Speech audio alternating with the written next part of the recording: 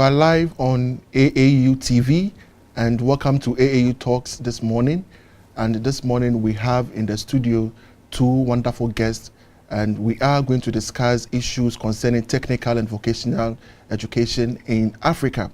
Specifically, how can we industrialize Africa, and how can we make sure that our TVET institutions are better placed in positions to take over in the industrialization agenda of Africa. My name is Kosi Sam, and I am the host for this section. In the studio this morning, I have two gentlemen, Mr. Samuel Thompson, and Mr. Samuel Thompson is the coordinator for planning, research, monitoring, and evaluation at COTVET under the Ministry of Education, Ghana. We also have Mr. Isaac Boamah, who is the head of administration at NABPTEX here in Ghana, and NABPTEX is also under the Ministry of Education. We are live on Facebook, and you can join us by just going onto the AAU Facebook page, that is Association of African Universities. You can also join us on our Twitter feed, that is AAU_67, and we welcome all of you to join the discussion. Gentlemen, you are welcome. Thank you. I hope we are all doing well. By grace. Great. And so Africa, we have been looking at issues and ways of industrializing our economies. And we always fall on the educational system to produce people who are skilled, people who have the knowledge to make sure that our industrialization agenda is set. And you cannot do it without taking into consideration technical, vocational education and training in Africa. It looks like a lot of us don't know what TVET is all about. We all have some kind of misconceptions about TVET. Let me start with you, Mr. Thompson. Could you just brief us what is TVET, what TVET entails, and what is the agenda of TVET on the continent? Thank you very much. All right. And let me say a good day to our listeners. Great. TVET is basically the driver of industry, the world of work, Okay. and life generally. It is only through TVET that you get the knowledge and skills required for all the activities that you would want to engage in. So before I'd want to even mention what people would consider to be the explanation or what TVET stands for. In several jurisdictions, people have had different terminologies for TVET.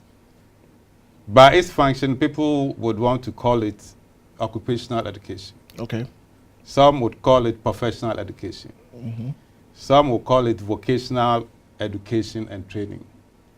What we call TVET, technical and vocational education and training, in other places is vocational and technical education and training. Yes. So that should tell all of us that it is an embodiment of the knowledge, skills, and the practical orientation that is required for production, enhanced productivity, driving the very essence of life. So even if you look around here, you see TVET at play. Okay. You see the cameras. It is only the skill of the cameraman that will make him capture the pictures accurately, and that is transferred. That action of getting it accurately transferred is a skill. So normally when we talk of TVET, we would not leave it at just the acquisition of practical knowledge, the orientation of knowledge, skills, and quality of action. Okay. That will actually will be transferred to the world of work. But we'll look at how TVET will end up in producing the appropriate skills, which of course I like so much this topic you brought on board, because it is the skills that would feed industry. So then basically every jurisdiction that would invest in TVET is, in other words, investing in industry. But you will never realize it until it is matched appropriately and then the right skills are developed. from the systems you put in place to set up your TVET sector. Okay. So basically, TVET is what drives the economy, what drives life, what drives industry, the skills you need for your everyday life. Okay. And that is TVET. Okay. Thank you, Mr. Boamah. Let's really come from this angle, where in Ghana, for instance, we call all our TVET institutions vocational schools. We call it technical schools. If we are looking at TVET institutions, which institutions are we looking at? Thank you very much. And good morning to our cherished viewers. While we are talking of TVET institutions in Ghana, we have about 288 of such institutions. Here in Ghana? Here in Ghana. Okay. Unfortunately, is that the private ownership is about 180. The government or government-related one is about 100. So it means that the private sector is mainly championing the TVET in a way or the other. It has now come to the realization that the government have to reposition TVET institutions so that there will be a joint partnership between government and the private so that we can achieve what we intend to achieve. And that is getting the needed competencies and skills and attitudes to drive our industries. Okay, so when you're looking at the TVET institutions, we are looking at the secondary schools, what we know traditionally as technical and vocational. Yeah. And then what else? Are there other institutions that are classified under TVET? Yes, so let me just take off from where my colleagues just... Okay. The 288 are basically for the public sector. Okay. Yes, so then that has come into being because of government's orientation of pulling all the TVET institutions under the Ministry of Education. Prior to this arrangement, we had about 19 ministries all engaged in some form of TVET. Okay. So then if you take the Ministry for Employment and Labor, they have MVTI. And in Ghana, almost every technical school is referred to as an MVTI institution. Okay. That is not the case. That is erroneous. All right. MVTI institutions under the Ministry of Employment and Labor, there are 34. And the Employment and Labor, they have OIC. Okay. Then they have ICES. ICES is Integrated Community Centers for Employable Skills. So under Employment and Labor alone, they have 98 TVET institutions. And then you come to the Ministry of Education, the GES, the TVET section under GES. They have 47 TVET institutions. Then you take local government and rural development. They have the Community Development Vocational Institutes. You take youth and sports under the National Youth Authority. They have the Youth Leadership and Skills Training Centers. Okay. It goes on and on, on and on. All right. So you have about 19 categories, ministries, okay, all doing some form of TVET. And that is what makes the role of COTVET very critical, because COTVET had the mandate to coordinate across all of them. All of these. Okay. And so if you needed to get some action through, you need to engage all the sector heads. Which is very tedious. So those who come along easily, it's easy to get through and get things running. Those that will not come across easily, then it takes some time to bring them on board. So with this direction of government to pull all of them under the Ministry of Education is one of the best things. Yes. And all of them coming under the Ministry of Education is going to be called the TVET service. Okay. So with the new direction, we are going to have the TVET service. They'll basically be the training providers doing the normal training. Then you have the regulator, that's COTVET, still in the middle to coordinate and ensure that there's quality assurance in TVET delivery, there's research and all of that working across. Okay. And then there's going to be the third wing, that is the qualifications and awarding bodies. Okay. So like my brother here said, NABPTEX basically would look at assessments and qualifications. And examinations as well. And examinations and certifications, yes. So NABPTEX, because it's a qualification and awarding body, NABPTEX, Technical Exams Unit. And there's also one of the directorates under the Ministry of Education. In fact, based mainly under GES. And then there's, if you take MVTI, they have the assessment department. Okay. They would also join. So you have part of MVTI, that is an assessment, coming together with NABPTEX and then Technical Exams Unit to form another wing that will be in charge of qualifications, assessments, examinations, and all of that. So this is the new arrangement that has been set up, and I think it's one of the best arrangements. So when is it going to roll out? Is it year 2, or you are still doing it? Yeah, that is what is under the 5-year strategic plan of the TVET. Okay. That's, and government has approved of it. It's a 5-year strategic plan to transform the labor, the Ghanaian labor, into more productive and performing group. So under that strategic plan, like you rightly said, all the other scattered TVET institutions will come under the Ministry of Education. All right.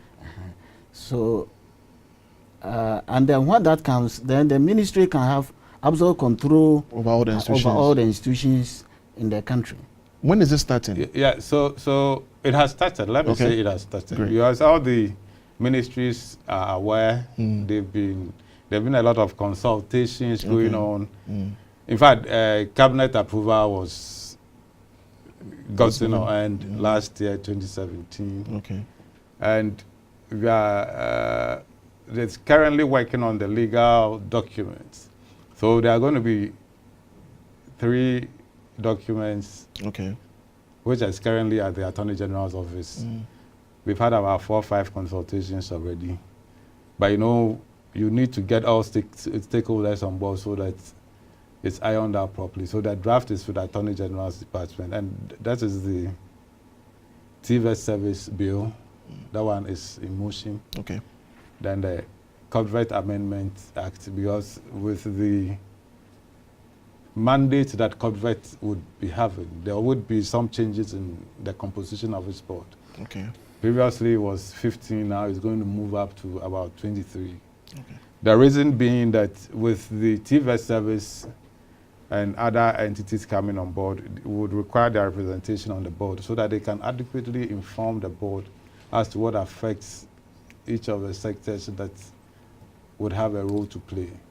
And because all other ministries are coming to be part of the system, some of them would require their presentation also on the board. So that also requires some amendments. And the fact that NABPTEX already had their act, I think that was in 1994. 1994. Yes. NABPTEX Act. And then MVTI had their act in 1970. Technical Exams Unit, for them, they operate under GSO.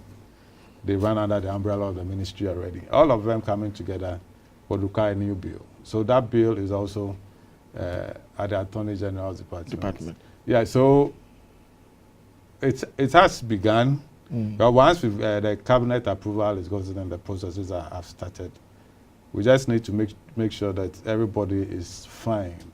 All the bottlenecks are taken care of. And then it goes to Parliament, and then there will be very few hitches, and then hopefully honorable members would look at it and then add their various touches to it. And hopefully it will be running. Because all the structural work is going on. Yes. As we speak now, there are committees that are being put together. We have committees that are looking at a scheme of service for the TVET service. Because we have people from MVTI coming in. You have NABPTEX coming in, technical exams. They had different conditions of service, all of them coming together. So in that committee, all of them are represented to harmonize the system. The system, and their remuneration and their rewards, and so that everybody is not made worse. Exactly. Because the moment we started this whole exercise, the major concern is anybody going to be made worse off? And the assurance has been that nobody will be made worse off. All right. So some people are happy. Others are not? No, so far nobody has displayed that he's not happy. Okay. Some are happy because if you are in a good place like my friend is, compared to other places, and you're going to enjoy the same scheme of service as he's enjoying, it means that you are going to be made better off. Okay. Things are going to be good. Better for you. Yeah, so then it's a good arrangement. All right. So the scheme of service is one of the committees, and there's a staff The scheme rationalization. of service and condition of service. Yeah. Condition of service. The two, Okay. the two are together. Together. Yes. Okay. Then let's move into some hard truth and also misconceptions surrounding technical and vocational education in Ghana. You know, you may be aware that in Ghana, we always tend to believe that those who are not academically bright, those who are not doing well in school, are those who are pushed into the technical and vocational institutions. And that perception is still existing in Ghana. In our quest to promote technical and vocational education, what has NABPTEX and COTVET done to ensure that we disabuse the thought, the perceptions and misconceptions of parents and the general populace on this? Yeah, on the side of NABPTEX, until about a few years ago, once you finish vocational or technical institutes, your progression was limited in a way or the other. Now, with the introduction of Certificate 2 examination and the core aspect being run by NABPTEX, people that graduate from the vocational and technical schools have been given the opportunity to continue at the polytechnic or the technical universities to do HND. Okay. And they do not only end there. Now there's chance for them to continue to do the what you call the BTech. Okay. And then to do the MTech, and then to do the DTech. So the BTech is the Bachelor of Technology. MTech is a Master of Technology, and then Doctor of Technology.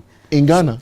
That is what we are aiming at. Okay. Even the MTech has started at some of the technical universities. Yes, I know whole technical university is running some master's programming in some of the the courses that I think I... So with that, it's like you do not only end at maybe Craftman Certificate 1 or Certificate 2. You can now, if you want, to continue to the ladder till like the way the grammar student, the WASI and SSE, they want to continue to get PhD and that kind of thing. Now, if you start with the vocational and technical education, you can now continue and you also can be called a doctor or whatever. Professor or whatever. Okay. So, Mr. Boamah, how can we... so let me just add a bit to what he just said. Good. So, perception. In fact, I would even call it value judgment. Okay. What value you put on what do you want to see a child or a school-going person to become is what actually would inform your stance on whether you need to be well-educated or brilliant to access a TVET program or the general education program. And when you look at what is entailed in technical education, the unfortunate thing is that a lot of people do not access it. So then the very few who access it, you have people thinking that it is because they couldn't make the mark. So why? But let me just take you to the end of it. Okay. If you look at the numbers of those who go through the technical system, technical school system, against those who go through general education, if you take 10 of TVET students, about 8 of them would earn a living.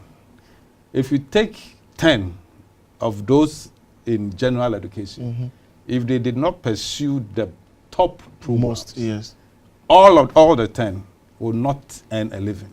And that is what eventually they will end up in groups which they will call the unemployed. Yes. But, so in changing the phase of this perception of value judgment, I prefer to look at it as people's way and how they place their value. In the past, there had been this certification system which allowed each of the institutions to have its own certificates run. In 2012, there was an LI 2195, and in it is the National TVET Qualifications Framework. The National TVET Qualification Framework is to address the multiplicity of certificates in the system. Okay. And that is tied to the competency-based training. Competency-based training will help you to show what you can do practically.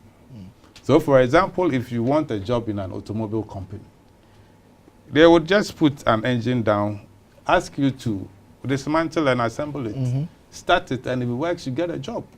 They will not ask you to draw an engine and label the parts when you don't know anything about it. Okay. And those are the things that competency-based training is looking at. It is a flexible way of training, so that you could even pick one unit. And the fine thing about it is that you have industry people coming together with the training providers to determine the standard for training. So they generate the occupational standards. That is translated into curriculum and programs. And from the curriculum, you get the units. That is what you get, you see as syllabus and topics in the general. And the good thing is that because it's flexible, you can pick one unit and earn a competence in it. If you take cosmetology and hairdressing, for instance, you can decide to only pick 3 weeks, go and do only twisting. And you get a certificate for that. And you can get a job because you only twist. Or you plait. The ladies will tell you. You go to some of the salons and they only plait. There are people who only plait and they make a living. So TVET allows people to earn a source of living if they apply themselves to it. But if you don't apply yourself to it, then you sit back, and because you don't know, then you think that, well, I mean, those in construction, the first day you go to work, you earn money. Your first day, you know why? You pick the trowel, you lay one line of block, you get your daily money. You are paid. Go and sit in a political science class for a whole year until you finish. How are you going to make a living? So, are you saying that? Are you saying that when we are looking at the unemployment rate in Ghana, you may not find people who have gone through TVET institutions as a constituent?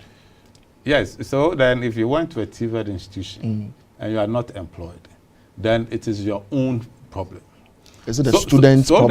Then, yes, because if all the programs that you might pick, if you pick welding and fabrication, it's easy. Today you go to the rigs, everybody is asking for welders. And you see, the difficulty is that, yes, you might state that the type of welding that is taught in the schools is not the same or does not meet the standard required. It's because that standard was not set by industry. Okay. Now that standard has been set. So then the institutions, the facilitators and instructors are being upskilled to learn that competency so they can train people. So over time, all of them will get jobs. Tiling, very easy skill to acquire. It's part of the construction value chain. Okay. People do construction and they don't look at the value chain. They think it's only brick, mortar, and then construction will start from the architectural work. Somebody wants a design, you do something. Interior decoration is part. So you take the value chain, there's a whole lot of things you can do. So for anybody who would attend a TVET institution and indicate that he hasn't got a job, then of course that person has not applied himself into the system adequately to get something to do. Because TVET is the way to go. Yeah. All right. So our viewers, if you are watching us, this is AAU Talks and we are live on AAU TV. And this morning we have in the studio 2 guests from NABPTEX and COTVET under the Ministry of Education in Ghana. And we are discussing how we can together transform technical and vocational education on the continent. We've been looking at some misconceptions and issues concerning TVET education in Ghana. And briefly, we want to go into another segment where we are looking at the way forward for TVET institutions in Ghana and Africa at large. So, Mr. Boamah, let me come to you. Yeah. How can we make TVET education attractive to the younger generation? For example, can someone right from the primary school through to JHS make a decision that I want to go into this technical institution because I want to do plumbing, I want to do design and art making?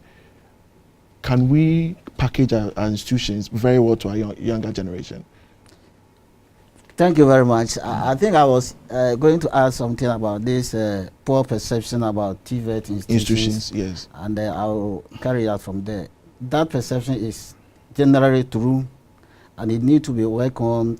We need to do a lot of engagement, especially right from the lower level primary schools, for the people to have reorientation of mind. I mean, generally, if you ask anybody, it's like, I want to go to grammar school, I want to go to University of Ghana, and that kind of thing. But if you are able to educate them on the special role that TVET play in the industrialization and the development of a nation, and then the people will appreciate that more, especially in this area that you are going at of scarcity of employment and that kind of thing. If you want to go to the university and at the end you don't get any job to do, but you want to do some competency-based training, and immediately after that you get a job to do, which one do you prefer? So we need to do a lot of education, a lot of engagement to change that perception and to educate our youth to see the need and the relevance of TVET education. Now, what do you do?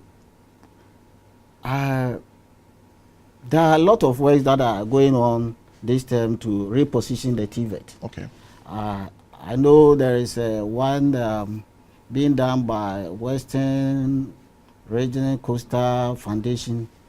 They are looking at especially what is happening at the coastal belts in terms of oil and gas, and how they can help the youth to acquire the employable skills to be fit into that industry.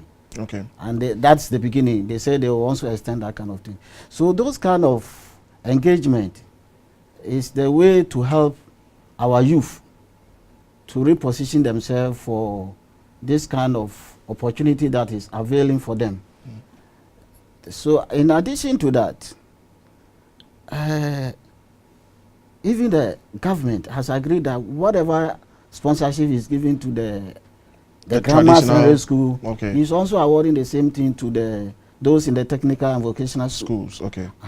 If these things are done, if I go to secondary school and I'll get free education, I go to technical, I'll get free education, then why I can go to my technical school? Initially when it started, it was like for only the senior high school alone. But now government has made it clear that the free education is for both the SS and the technical vocational education.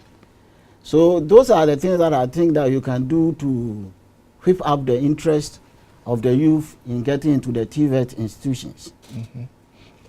So just to add follow up, with the free SHS, the silent letter that was missing was the T. And you know why? The 47 technical institutions under the Ministry of Education, they benefited from the free SHS. Because most of their institutions are listed on the computer placement systems. And that informed the placement in the various institutions. So a school like Volta Technical Institute, which previously had very low numbers, I'm not sure you've heard of it, because the 47th the last of the GES institutions. Suddenly the classrooms got filled up. It is not that people did not like it, but you know, TVET is expensive. Yes, it is. It's expensive. And if you ask, education and everything is good, but if you want to find out who should access TVET, it's the most brilliant students. Exactly my thought. You know, when they started with these secondary technicals, institutions, GSTS and other things, Ghana Technicals, Ghana Secondary Technical. Yes. The best students in science, they were put in the technical class, and the others were put into general education. The reason is that for every action that is carried out or a GL lever that turns, there should be an underpinning explanation. Yes. And you need to understand it so that when you are applying it, a force to it or lubricating it to a point, you know what to do, the volume, and if you overadd, what will happen. So from the beginning, it had always been a place for the most brilliant. Somehow, you got people who did not actually appreciate, not because they did not like it, they didn't know. So they put a lot of weight on the general side, and eventually, where you had the technical and secondary schools, because the general education, you don't need a lot of consumables. Sure. So then it's just your markers or your chalk and your board. But if you want to do proper technical education and you walk into any session, you need the consumables, the things you need to work. So if you pay your fees and there's nothing to allow the institution to make provision for those consumables, then it's like, okay, we'll just show you the parts and then you don't get to, you know, work your hands at it. So then gradually everybody started moving into the general education and the numbers went low and the investment went down. So if you look at the GES, Ministry of Education budget for technical education, the average is over around 3.7. For some time now, it goes to 2.8, it comes to 3.7. But the good thing is that with this new focus, it's changing. Because with these institutions that government has brought under, all of them, the students are going to go in, they are going to get their fees paid for them. Okay. Consumables will be provided. The workshops are being retooled. Okay. There are about 20 state-of-the-art TVET institutions that are built across. And the other thing is that there is this campaign that will be launched very soon. We call it the My TVET campaign. And in the My TVET campaign, it's a place for everybody. So it is such that you could even finish your course in political science, hoping to be a politician one day, which you might never be. Sure. So then you find the My TVET very attractive, and you get a place in there. The main idea is there are a lot of successful people who have made it use true skills. And these are people who are ready to channel some paths, show some of the success stories that are available. So the campaign, there's guidance and counseling components of it. Okay. Documentaries will be shown, direct engagements, platforms will be put together for people to display, incubation centers will be available for people to go in to show what they can do. And it all fits into the things that government is doing to actually change the value judgment, what you call perception. Because listening to you, I can see that there is so much hope for TVET institutions in Ghana. Yes. But currently, when you visit some of the schools, the story is a sad one. For instance, I have visited some of the TVET institutions in Ghana, and amazingly, when you go there, this is a woodwork shop, and the students are studying theory. They don't have the equipment, they don't have the necessary tools that they are supposed to work with. So they go out of school, and then they are still like those of us who went through the traditional mode of education. And so I am so happy that there's some kind of hope, but I'm looking forward to seeing it being happening soon, so that at least we will be able to chart the way for our transformation agenda and then also the industrialization agenda. Yeah, so let me just add a bit to this one. Yes. You went to the schools and you saw some of the things. Some of them, it comes to the leadership in the institutions. Okay. I visited a school where, yes, in the syllabus, they were using the traditional system. So, dressmaking, and they were trying to do these table covers. They were using the needles to do the needlework. And the main idea is that needlework is in the book. Okay. So I asked them, how many sets can you produce in a day? There were about 8. They could produce just one for the center table and everything. And I asked them the cost of material. So after doing all the, putting the production cost and taking out everything, the profit spread per capita, everybody gets less than 2 cedis. Meanwhile, the technology now is using the same little work. If you teach them how to use the embroidery machines, there are some that are so easy to use with the hands. So what all of them could have done the whole day, if you apply a bit of technology and use what is nice, easy to handle, applying the right technology, it takes between 20 to 30 minutes and you finish a whole set. And it costs more.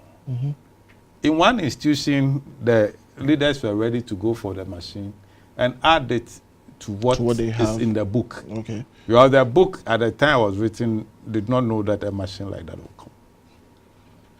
That's true. That's the leadership. So they are sticking to what is in the book when the times have changed. So it's about getting also the orientation for the leaders, the right managers in the institutions, so that when the times are changing, they apply the technology to those trade areas, the sectors, and then make the most out of it. So and when that is done and you are earning money, you not tell me that TVET is not attractive. Sure. You get a machine, you do it, if you're able to do 10 in a day and you go to the market, it's made. You get your money. Yeah. Who would tell you TVET? But if you go and 8 people, you do one set of needlework and you sell it and everybody will get 2 cedis. It is the leader. Okay. TVET is very attractive. Yes, if applied appropriately. Good. Mr. Boamah, I'll come to you. Yeah. But let's finish with your last submission. We are talking about leadership in our institutions, and COTVET is the institution that is responsible to ensure that issues concerning quality assurance, issues concerning the school management, everything is done appropriately. In your own basic assessment, do you think that we have the right leaders, right teachers, in terms of skill and knowledge, who are teaching our kids in the vocational institutions? Yeah, so this would be a yes and no, because in some of the places, the facilitators are really good. They know what they are up to and what they should do. In some places, they need a lot of upskilling and retraining. Because some of them, they'll tell you that they are not very familiar with the practical. So you would see that indeed, in fact, I went to one institution where the head of the auto department had never seen a diagnostic machine. And That's then amazing. I asked, in this time that every vehicle is using some form of electronic something. So basically, to assess the basic problem, you need to plug in the diagnostic machine, and it comes up, you read, you diagnose to know what exactly is. and then you print it out. My friend said drive a nice Benz. You cannot give it to anybody to. You need to plug in the diagnostic. And you see, if you don't have a good manager, a good leader, he will know that indeed this is a trend, but he will not provide it for the department. But a good leader, or let me say a pragmatic instructor, would even go for it. In fact, because I came across some of them, they bring in some of the current things and they use it to teach. And then after, they take it home. And sometimes they get jobs, they bring it, they do it with the students. The main person will take his share. But the students are happy because they support. Yes. And they're always looking up for such opportunities. Yes, because we want most of the workshops to be driven by these production units where, yes, it's a workshop, but you are not only training, because you train and you link it to the world of work. So every skill should be linked to the world of work and industry place. So then after producing something, what is the next thing? You link it to the market. So that you produce, you sell, you save. So it's a whole chain that you need to develop the culture for the students to see. If I develop this, I have acquired this skill, I can develop this, where do I take it to? What is the local economy in that district? Okay. All of those things are very important. Okay, so Mr. Boamah, let me come to you. You are responsible for technicians and then professional examinations. And so in our schools, I have also been to a TVET institution where there is someone who is responsible for BC. Is it BT or BC? Building and construction. And the person is just has not been to school to learn. In that institution, he is just a mason in that town, and he is supporting the student. What can NABPTEX do to make sure that these facilitators who have the knowledge, yes, they have the knowledge, but they don't really have the certification and everything, how can we upgrade them? Because some of them really have the skills. So how do you come in to make sure that you support such people? Yeah, that is very good. And I have also taught in one of the best technical institutions in Ghana when I was a young person. Okay. And you see, there are a lot of change has come. In fact, the right time when I went there, I nearly wept. But get straight to your question, then I'll come back to what I'm saying. You see, now you want to have what you call the recognition of prior learning. Okay. It's like you know a lot of things, but maybe you have not got a certificate or that kind of thing. You want to enter into the TVET system. You want to give recognition to what you know already. And so that will help to cater for such people. In fact, at the time I was at one of the best technical institutes, what we were doing was that those at Swami Magazine, the World Bank sponsored them in such a way that in the evening, they will come to KTI, they will give them some, because they already know what they are doing, but we give them the scientific background, the basis of what they are doing. Yes. And they are rather even supporting us. So that, the first thing is to the introduction of this recognition of prior learning, which we hope it will help in our certification processes. So that even if you can do a lot of things, but you haven't gone through the technical, vocational, polytechnic, that kind of thing, you will still recognize that this guy is very competent in this kind of area, and he can be awarded a certificate to function in that area. That is one thing that we can do with such people. Okay. Yeah. And the other thing which we are going to do, mainly according to our strategic plan, is that it's not only the institution that is going to provide training. We are looking at the systems like the German system, where the industry and the institutions are working together, the dual system, so that Swami Magazine will be doing their own thing, and then maybe KTI will also be doing it together. So it's not like you have gone to school, you have finished. Maybe you come to school for 1 year, you go to the garage for 3 months, for more than 3 months, to do it, and then maybe you come and then that kind of thing. So you are also that dual system where the industry and the institutions are combining, are teaming up to training our youth. Is another way of solving this issue that we have raised. Okay. Mr. Thompson, do you have anything to add? Yes, let me just say that, just following up on there, already with the competency-based training, there's a component of it that we call the workplace experience learning policy. What a lot of people will call internships. So those in general education interns would go, maybe you are studying engineering or biochemistry, you go to an institution and they put you at the reception. It has no link with what you are doing. It's true. But if you are right from the national service, even postings as well. Yes, and normally, you see, I use internship because internships are supposed to enhance your qualification. The skill and everything. Yes. With the competency-based training, where you have workplace experience learning, the score you get in the workplace adds to your final score, or whether you achieve, or competency-based you achieve or you don't achieve. So then what happens is that you go to the workplace where you are going to do your workplace learning, what others will call internship, with a list of outcomes to be achieved. So there's a liaison in the school who would ensure that there's a supervisor in the workplace you are going to, say, Accra Brewery. There's a supervisor there who will give him the learning outcomes for which the student should achieve. He checks the system, puts you where that will be realized. So you work and actually add to the theory that you have studied, or maybe the little exposure you've got in your school. and then you get that exposure, and you are scored, and it's added on. So just as in some places, the dual system that you mentioned, you have the institutions and then the workplaces working together. Even in the competency-based training component, which we have started in some, is not moving as fast as it's expected, because all the workshops will have to be appropriately retooled. Yes. Because you need a well set up workshop to actually drive everything. So even if it's automotive, you need the prototype engines to be running.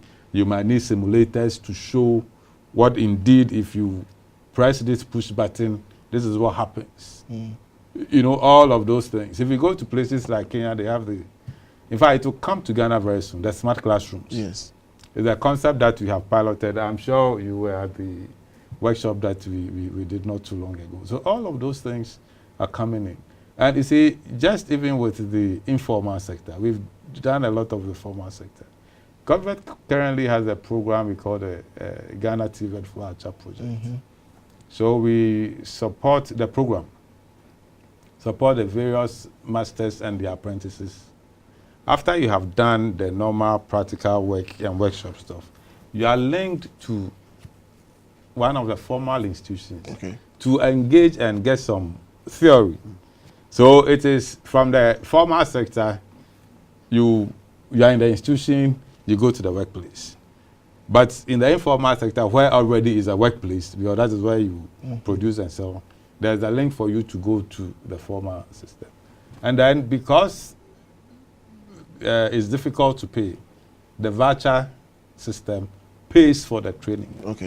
So it's a way of pushing more of our youth in the informal sector, masters, apprentices, to upgrade their skills, get the accuracy and numeracy aspects. Because everything you buy, if you want to use a diagnostic machine, you should be able to read. You should be able to enter the chassis number, the make of the car, the origin, and then before you look for the problem, and then it pops out and you print. So if you cannot read where print is, then you cannot print the report from a machine you have. It's true.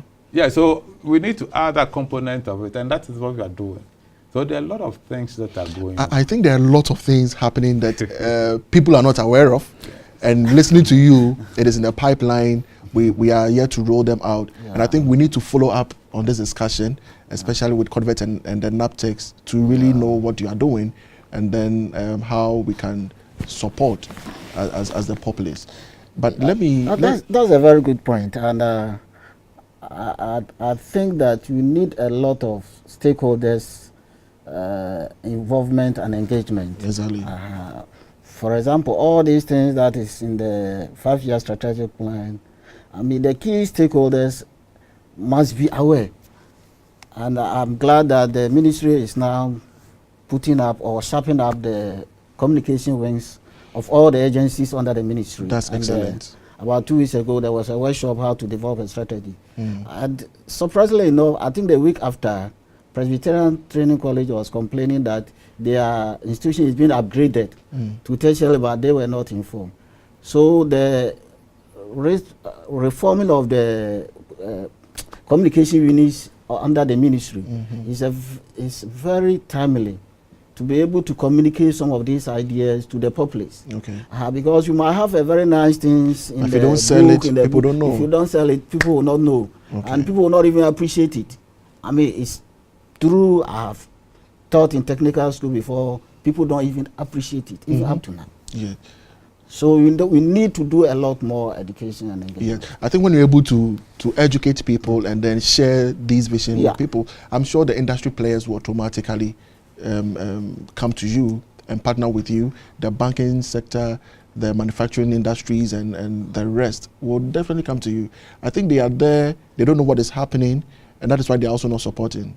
You are trying to engage them. You are trying to engage them. Yes, you are trying to engage them. Because like you said, this kind of the new system or the transformation system, you need a lot of capital inflow. Yes. And you need the support of not only the development partners, but even the industries. I mean, so that if the industries know what you are training them for, and then they think that it will benefit them, they will be willing to support, I mean, technically and financially. Okay. And that is where we are aiming at. Yeah, Okay. so let me just add quickly. Good. Like, in fact, we've gone beyond trying to engage them. Okay. Because as part of the things that we are currently doing is the setting up of sector bodies. Eventually, they'll become sector councils. It is the sector bodies that drives what quality, what skill sets are required for the industry to thrive on. So they are practitioners in those sectors, so they relate it to the industry. And in fact, just this month, we've had 3 engagements with the private sector. We've engaged the CEOs. Excellent. We've engaged the companies themselves. Okay. And then we had a recent validation, which has been the talk for the past week. It's still, in fact, if you listen to some of the stations, you would have heard me. I think I watched one of the sessions as well. Yes, and what they are doing is, basically there are 22 sectors that Ghana is trying to look at and streamline. Okay. Yes, we've phased it out, and we are looking at 7 sectors to start with, and all the 7 sectors are in line with government's strategy. So as we set up the sector councils, it is not in the pipeline. This one, it is in action. Because we have stopped this pipeline thing, is from theory to action. So the GTV thing I mentioned, it is happening. People are assessing the vouchers and it's going on. This sector councils thing that we are doing, we are running alongside, we are doing the skills gap analysis and audit, where we are engaging the various industries, the companies, identify what jobs are there and where they need people, which they cannot find the institutions producing. Okay. So some of the areas, something like this CCTV imagery and all of that, you don't get that training in any of the institutions. Thailand is really done. These are places where we need to identify that, look, these are the gaps, these are the skill sets required. So then the sector councils generate the required skill for that skill set, and then it's transferred into the training providers. They use it to generate the curriculum and train the people. So then it is the link. That kind of, exactly. Yes, The collaboration so is for there. the collaboration is going. If I had known that this question would come up, I would have shown you the list of companies. Yes, that we have been engaging, and they keep on coming in. And an institution like Accra Brewery, they engage some of those students who were part of the workplace experience learning. Okay. You meet some of the top supervisors and they ask, where do we find these people to come in? We piloted it, and before the students completed that pilot, everybody was employed. Everybody, because where they did the workplace experience learning, the companies would absorb them. They absorbed it. They saw the quality.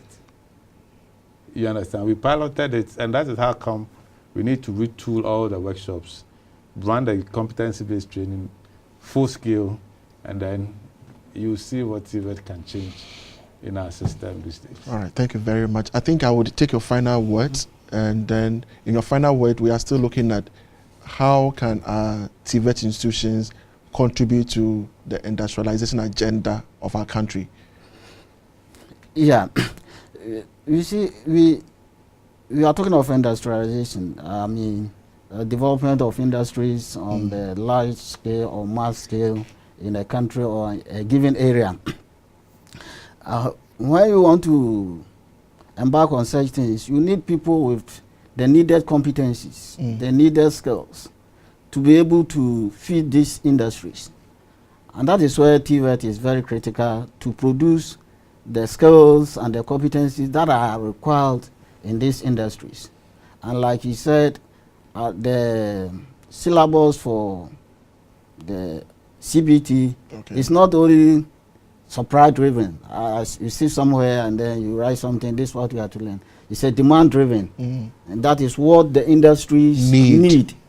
That should inform the institutions to develop the curriculum so that Immediately they finish, they fit into the system. And you believe that with that kind of introducing the CBT into our system to be able to produce the competencies and the skills that are needed in the world of work, whatever industry that you set up, whether in the agro-based industry, whether in the manufacturing industry, all the industry setup, you'll be able to get the needed competencies or skills to work in those industries. That's where the TVET play a critical role in that area. Okay. Mr. Thompson, is TVET for everybody? TVET is for everybody. TVET is the way to go. TVET is the best vehicle to move Ghana faster to its goal of moving Ghana beyond it. So all I'll say is that a lot of effort is being put in to drive TVET and skills development, and all stakeholders would have to put their shoulders to the wheel. It is an enormous task, and it is something that it is not easy for one person to do. If we all want jobs for our youth, we want to see Ghana progress, move Ghana forward beyond where we are now in terms of our economic standing in Africa and the world. We need to, through TVET, generate more skills, and then through that, I believe that we'll have a wonderful place to be. Okay, thank you very much, gentlemen, for this insightful discussion. And we know that we'll definitely come back to you, because I can see that you have a lot of good plans you are yet to roll out to transform technical and vocational education in Ghana. And we also look at how you can also replicate some of these things in other African countries. And Ghana may be the best place for others to also learn from us. Thank you so much for honoring our invitation. And definitely we'll come back to you for further discussions.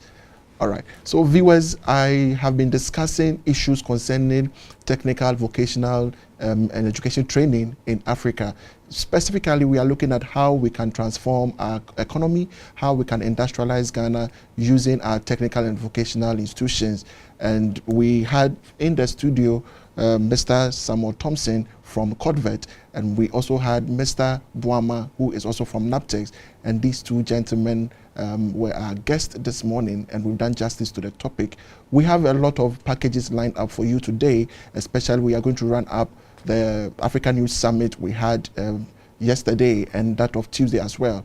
And we are also going to have some series of engagement with our resource persons, our moderators who moderated the various shows for us. And we are having nothing but the best in the studio. And so stay tuned if you can join us for the next segment.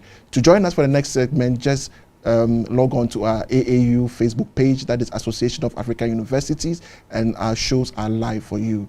Until you see us in the next session, this has been AAU Talks. Thank you for watching.